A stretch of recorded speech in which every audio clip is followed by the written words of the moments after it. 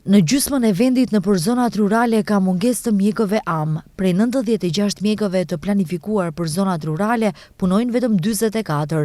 Mungesë më të theksuar ka komuna e Resnjës. Drejtori i Fondit Shëndetësor, Sasho Klekovski, tha se për 10 deri në 15 vjet, vendi do të ketë krizë serioze në sistemin shëndetësor.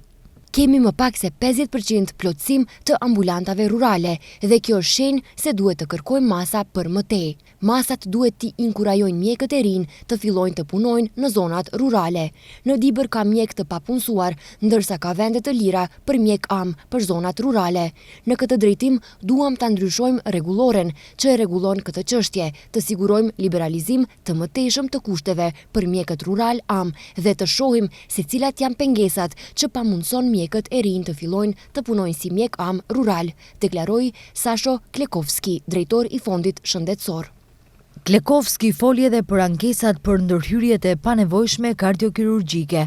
Deri më tani ka 15 ankesa, 5 për mjek dhe 10 për institucione shëndetësore. Ankesa më e vjetër është e vitit 2010. Ka 3 kategori të ankesave.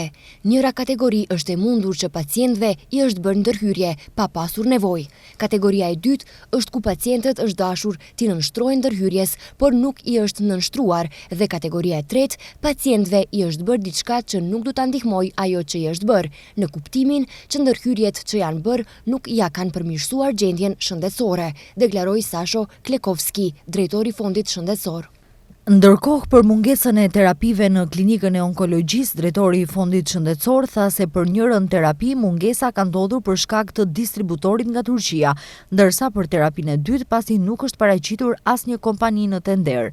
Ndërkohë, për mungesën e tumor markerëve, Klekovski tha se ato janë në dispozicion në 50 klinika shëndetësore dhe pacientët nuk janë të detyruar që vetëm në klinikën e onkologjisë t'i marrin këto shërbime.